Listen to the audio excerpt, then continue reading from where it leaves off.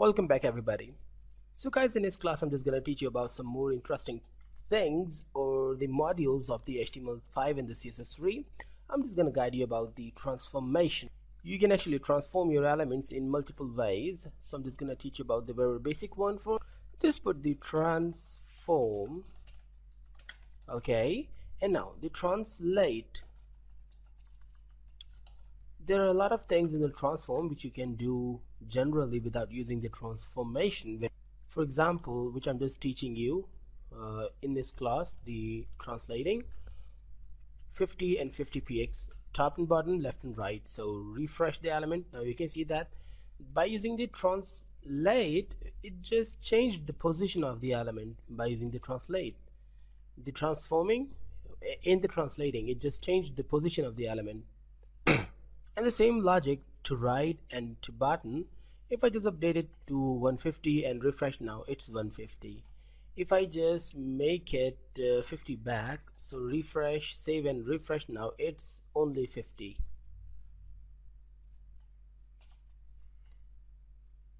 And if I just put the one here and refresh, so now it's 150 from the top to bottom. So this is the thing, the transform. Now I'm duplicating this one and I'm just duplicating the whole div1 style. So what I'm just teaching you for the second one, refresh. Okay, cool. The scale method, so remove this one and just put the scale.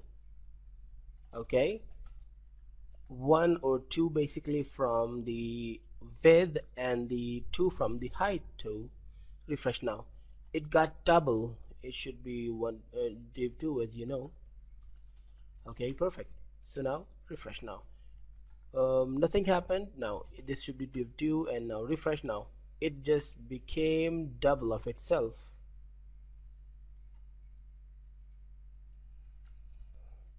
But actually it just disturbed the whole screen, because exactly if I just zoom in and zoom out, okay, this is the general size. But interestingly, where is that element, the div1? It's actually just at the back of this element, this new, the scaled element. If I just remove the transformation, so you will see the element.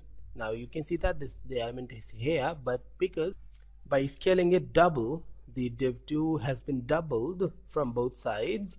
So now it just covered this one too. And the worst thing is we just translated this element, the div1, to right 50 and to button the 150. So that's why it's not visible for us. So by the way, it should be 20 pixels and refresh. Now you can see the head of this element again, because it just 20 pixels translating to button. So okay, now if you just put the 424, now refresh, now you can see that it just scaled a lot more. Well, if I just put the text here, refresh now, I'm just putting the simple text here, whatever, and refresh now, the text has been scaled too. But I'm just putting here the 3 and refresh now. I'm not watching the element, so I'm just putting the 200 pixels margin to see the element completely. Now you can see that this is the element. Because of the 200 margin, it's just visible for us, and the text is stretched too, as you can see. If I just put the 2 pixels back, the 2 scale back, refresh now, the text size, just see the text side. And if I just put the 4 here and refresh now, you can see that the text has been stretched too. So this is the the scale transformation, going awesome. So now for the next one, I'm just gonna teach you another one, the div3.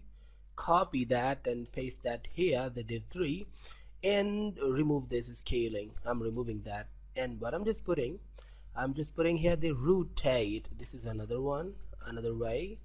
And what I'm just gonna do, well, this thing, the rotate, is not available in a general way, so you should use this one if you just want to rotate your element. By the way, what I'm just gonna put here, I'm just gonna put here the degree.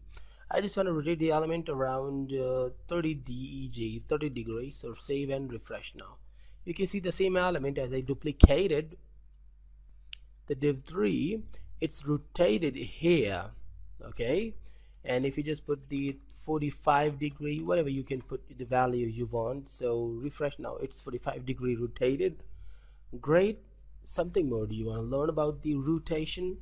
I just want to teach you about the 3D rotation. So duplicate and the div 4 and exactly just copy this one and paste there. The div 4, and I'm just gonna rotate the element in a X way, rotate X. Again in a degree way it's rotating. Refresh. Now you can see that this element has been rotated 45 degree. If I just put here the 90 degree, 95 degree and refresh, now it's 95 degree rotated. You can see the text here still, which is very small because it's rotated. Now I think you can understand that it's rotating in the x-axis. Great. Now what more I'm just gonna do, if I just put here instead of the 95, if I just put the 180, so refresh, now it's totally rotated its way and we still can see the text but in the rotated way. So guys, this is the x rotation. If I just teach you about the y rotation, so put the x rotate y and duplicate this one and the div 5 and then refresh to, oh I see, this should be the 5 too. Refresh. In the same way you can see that it's rotated too, but it's rotating in the y-axis. So if I just put here the 90 degree, again it will get the same situation. It's actually not visible because it just cannot show, we just cannot see anything in a 90 degree. Well, we should try to apply something interesting. I'm just applying the 45 degree. Refresh. Now I just can't see the element still, but it's on the 45 degree. Why I just didn't see the 90 degree? I just want to show you the reason. Just because in a 90 degree it just became just like in a sword or the blade, actually blade or sword, whatever you want to say. By the way, this is the thing I just want to show you, the x rotate and y rotate. Now another thing is the z rotate. So this is the div 6 and just copy this one and paste the actual thing, the div 6, and this should be the z rotate z. Again I'm just putting the 45 degree and refreshing. Now this is rotating in a z way. What is this? This is just like that one, exactly. If you just put the rotate z, or you just don't put the rotation, just directly put the rotate, so actually they both are same. They are rotating in a 3D way, in a z way, they are rotating in a x way, they are rotating in a y way. So basically we just don't need to put the z way, it's by default, but I just put it to guide you about that too. Another interesting property of the transform, the value of the transform is the, I'm just going to show you this skew. I'll just guide you when I just work on that. This should be the div 7, as you know. So guys, I'm just removing the rotate and I'm just applying this skew. Now one thing more, I'm just clearing that before going further you should apply all those which we just learned. So you should make yourself, as you're practicing and achieving the targets, then go more. So guys, there, what I just want to skew, I just want to skew the element of this div 7 in the 45 degree. Okay, the div 7 and refresh. Now you can see that it just skewed in a 3D way, looking awesome. Great. If you just want to skew this in the instead of the 45, if I just apply the 25, so it's another beautiful way. In the same way we can apply the 90 degree. Now refresh. Now again it's hidden because again it became the sword, or you can say that the blade's wrath, by the way, whatever. I'm just putting the 110 degree, so refresh. Now it's actually extraordinary rotated. So guys, I think you just got about what I just teach you about the skewing, but this one is the 3D skew, the divide, and simply copy the whole property and apply there. And now the skew x. Now refresh. Okay, there is something wrong is going on. The divide, oh, it should be the divide. So save and refresh. Now this is the skewing, but in skew x we just apply the 110 degree.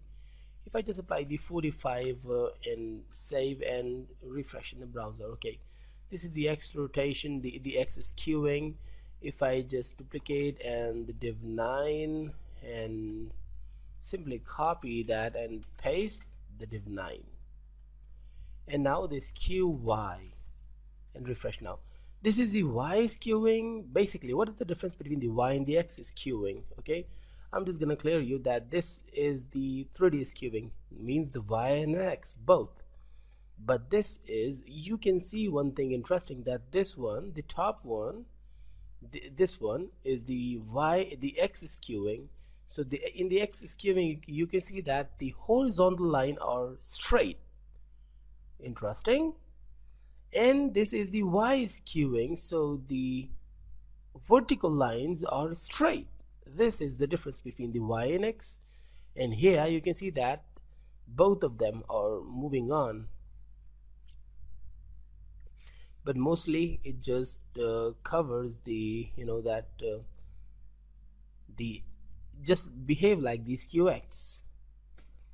Well, to make it the real 3D, the simplest Q, we have to put two values. There I just put it a single value, but if I just put the two values 110 degree, so it will work in a 3D way, means the X and the Y. But this can disturb the image badly. You will see this one is the div 7. If I just refresh now, you can see that it just increased in size and just messed up badly, as I said that. But in this way you just made it the simplest Q as 3D. So guys, we've learned a lot of things about the transformation. In the next class we'll learn about some other things. Stay tuned and goodbye.